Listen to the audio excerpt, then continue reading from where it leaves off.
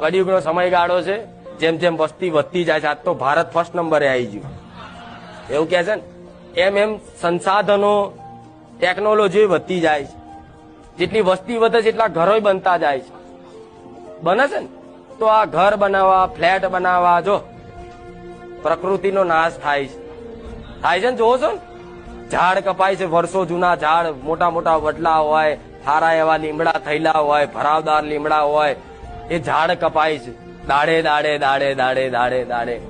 તો આ પ્રકૃતિ છે ને એ રૂઠી છે.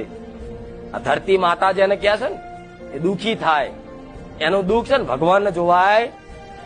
જેમ પ્રકૃતિ એક જીવ જ છે ને, તમારું બધાનું રક્ષણ કરે છે ને. ઝાડ છે સારા તો શું કામ? ઓક્સિજન મળે એના માટે. તો જો ઝાડો કાપ્યા તો કોરોનામાં ઓક્સિજનો ખોરવાને કરવું પડે.